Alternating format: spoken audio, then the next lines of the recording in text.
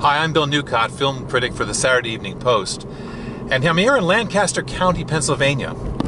Now, ordinarily, you wouldn't expect to come to Amish Country to discover the future of the movies. But that's exactly what we did, and I'll tell you about that in a minute. But first I'm going to show you a very scary 60-foot-tall Oprah Winfrey in A Wrinkle in Time, and two very different love stories in theaters this week. One wonderfully quirky, and the other perfectly poignant. Here's our podcast, Movies for the Rest of Us. I've got one thing to say about Oprah Winfrey and the new screen adaptation of A Wrinkle in Time. It's just plain big. It's just plain big. It's funny that the trailers for the film scrupulously avoid showing us the scenes where Oprah's character is 60 feet tall, and that's understandable. In a movie stuffed with ill-conceived attempts at fanciful whimsy, the sight of Oprah towering like a Gulliver and Lilliput, well, it's inescapably ridiculous. Young Storm Reid is quite good as a young girl in search of her missing dad, but director Ava DuVernay's outlandish vision and scattershot plotting keeps getting in the way. The worst thing about A Wrinkle in Time? We are in search of warriors. Warriors who serve the good and the light in the universe. You'll never get that time back. Lower your chin. A little to the right. Not so far. Stay there. Stanley Tucci wrote and directs Final Portrait, starring Jeffrey Rush as the painter Alberto Giacometti and Armie Hammer as the art critic James Lord. Giacometti convinces Lord to sit for a portrait in his Paris studio, but an afternoon posing stretches into weeks, and it seems the artist will never finish the work. Final Portrait is at times an intriguing glimpse into the mind of a genius, and Tucci's cast is perfect. But the story rambles and no one seems to learn anything. At the end, we're left with a movie much like one of Giacometti's portraits, the semblance of life surrounded by hollow darkness. We can't stop. You don't want to be like that. You want to be normal like me. What's your problem anyway? I don't know what's wrong with you. Well, I have autism. Is that it? No, I also have an LD.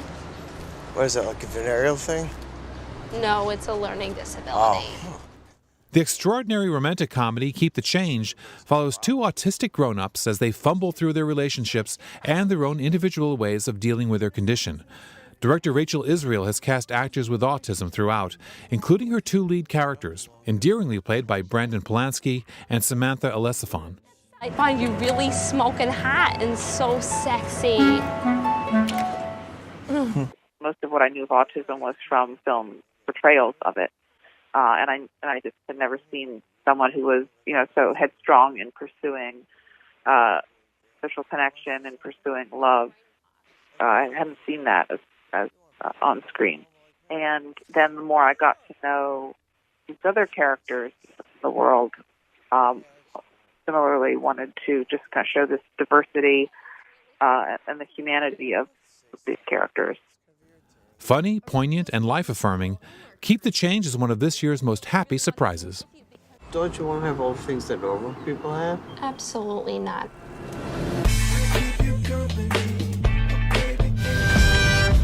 Mom, you knew I was coming to get you. Why are you not here? We're just taking a little trip, Jane. Your father's perfectly capable of driving. He's doing very well. Oh, John! Helen Mirren and Donald Sutherland are two of the screen's most resourceful actors, and they make the most of The Leisure Seeker, the story of a long-married couple taking one last road trip from New England to Key West, Florida. Look, John. Is this heaven? Maybe. Do you think a guy can get a burger up here? He's slipping into dementia, and she's got her own health problems. But the pair's fierce devotion to each other is what propels this most unusual love story from beginning to end. Promise me something. Don't leave me again. Oh, I promise. So, why am I here in Lancaster County, Pennsylvania? Well, although this part of the country is legendary for its simple Amish lifestyle, it's also home to one of America's most technically advanced showplaces, the Sight and Sound Theater. For 20 years, this building has presented spectacular productions based on Bible stories, and for its latest show, Jesus, the theater has installed what may well be the future of the movies, an enormous high-definition LED screen.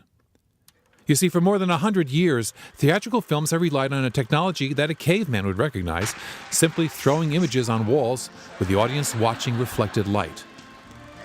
But as film becomes more spectacular and 3D films demand a brighter image to penetrate those special glasses, reflected light doesn't always cut it. So in the next decade or so, LED screens like this one will almost certainly become the norm at theaters nationwide. So Glenn, I was just downstairs, I saw this enormous screen, the biggest thing I've ever seen in one room. How big is that? Right. Yeah, it's about the width of a 737. So that's a big movie screen. It's a very big. It's a big movie screen. There's over 1,200 individual blocks. Wow!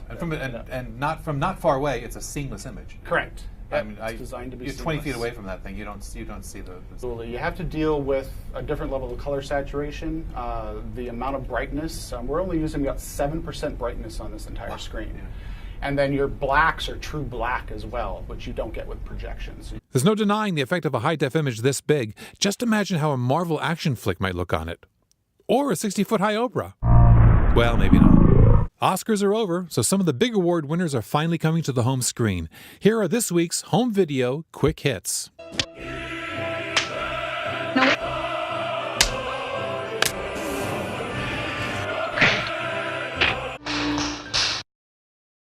Doing me a big favor, just being nicer. You want to be my friend? Uh-huh. Well, I'm gonna have to think about that. The 4 stars of Same Kind of Different as Me have 10 Oscar nominations among them, and they breathe life into the true story of a Dallas art dealer who befriends a homeless man, and how they changed each other's lives. When it first came out, there was carping that the film oversimplifies the nature of race relations, but I spoke with Ron Hall, the guy played by Greg Kinnear in the film, and he says people just underestimate the power of the virtue of kindness. You know, the story was so impactful to me. It was a life-changing story, obviously. I just never realized that what a love can do, to someone. But my friend Denver, he taught me, he said, a lot of people got a lot of hell in them, and sometimes you just got to bless the hell out of them. So just with an act of kindness, you can do that. If you just continue to be kind to people, you will soon win them over.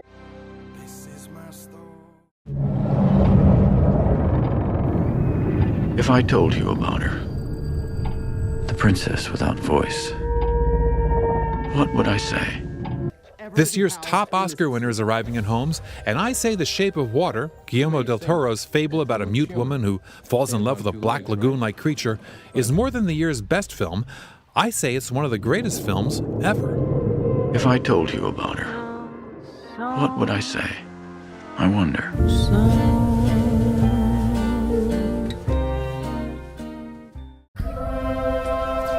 The haters always say, Tanya, tell the truth.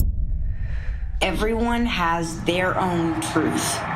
There are lots of reasons to see I, Tanya, the story of ice skater Tanya Harding's rise and hard fall, but you've absolutely got to see Allison Janney as Tanya's mother from hell. That parrot on her shoulder makes her seem positively pirate-like. Stop that.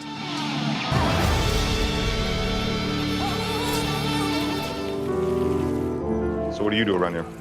Read books, transcribe music, swim at the river, go out at night. Sounds fun. All right, later. Screenwriter James Ivory became the oldest Oscar winner ever for Call Me By Your Name, about a teenager finding first love in 1980s Italy. The actors are beautiful to look at, but the real star here is Lombardy, Italy, lushly photographed by the Thai cameraman Sayambo McDeeprom. What things that matter? White noise.